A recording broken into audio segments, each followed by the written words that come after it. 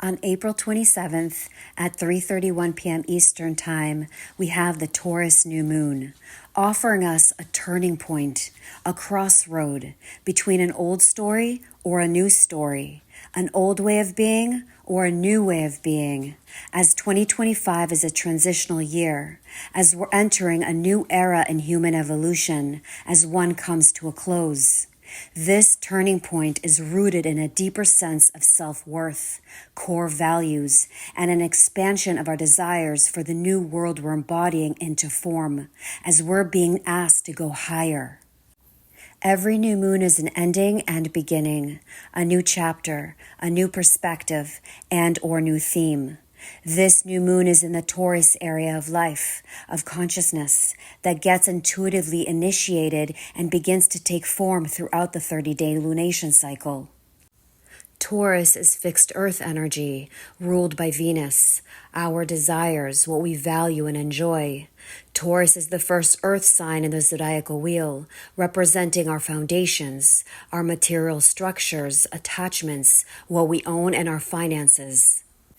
Typically, in Taurus season, we bring in the practical considerations to the passions and inspirations that got initiated in Aries season. But this year, this time-space reality, 2025, we are in a transitional time, a transformative time, a rare time in human evolution as we embark onto a new era, as we are being guided to choose a higher path, a path that hasn't been walked before, the unknown. This path is being created through us on each step that we take. A reality that we're creating through our embodiment of our inner truth. As major life cycles are closing out, we're being asked to be honest. What is not serving us and the greater good of humanity, the world around us? The day before the Taurus new moon, exact April 26, Mars in Leo, our willpower, our primal reactions, had its third and final opposition with Pluto in Aquarius, which may have brought us face to face with a fear, a shadow expression of self, something that may have been difficult to look at and see. This energy is challenging Mars in Leo, our sense of self. Pluto is bringing it to light, mirroring, projecting, reflecting an aspect of self that needs to evolve and shift. What part of your identity have you outgrown? What is not serving your higher self, the higher good of all in the world around you? Pluto requires a collapse, a destruction, a death of some kind, in order for the full evolution to occur. This story, this energy started in early November of 2024 that created some sort of power struggle, a standoff that hasn't been resolved and is not working. That's because it's connected to old mental programming, patterns, and a sense of self that is meant to dissolve. The level of intensity will depend on your individual birth chart and if you have placements or points in the early degrees of fixed energies, Aquarius, Leo, Scorpio, and Taurus. This will be the most impactful from 0 to 4 degrees of fixed energy. So we're moving away from the old power structures, power dynamics that we relied on, and moving towards empowered inner authority that is ready to offer something different to humanity.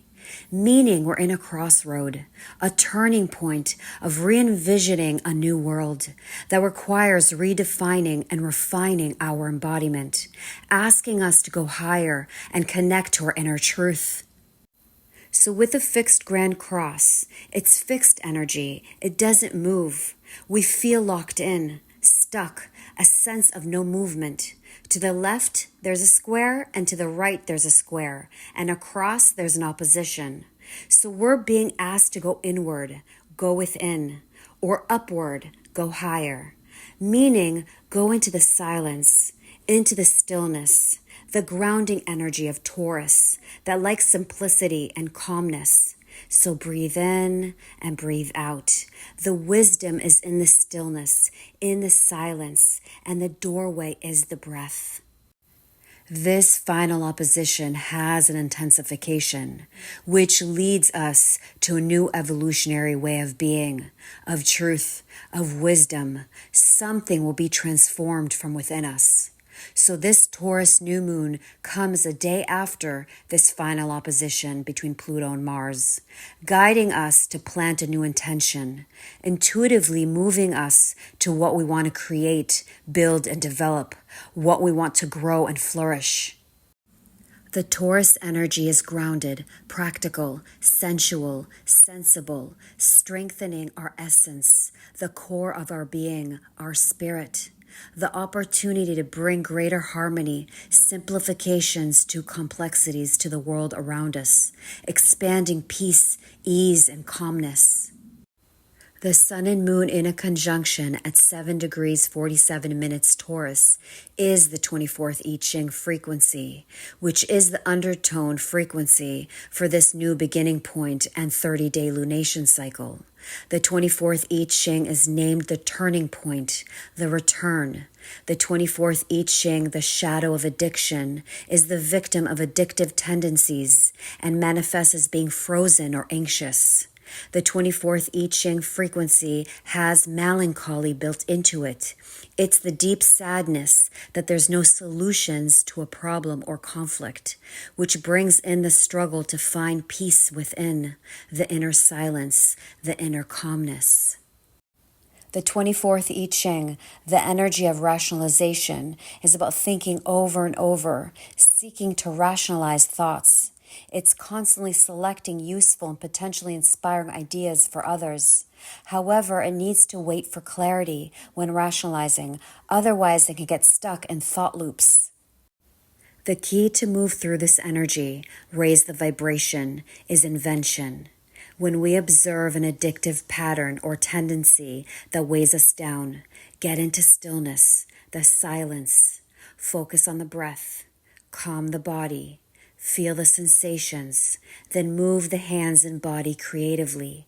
Build something, cleaning, gardening, painting, writing, dancing, singing, walking in nature. This creates the space which allows insight and clarity to enter in divine timing. Keep in mind that Venus doesn't clear her shadow until May 16th, meaning that clarity may not come in until then.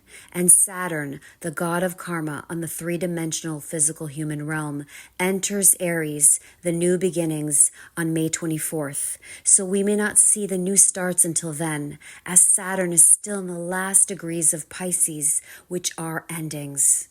So we're being asked to trust in the unknown and root into our inner truth, our inner authority. When we learn to cherish the magical, the silence, we remember we don't need answers.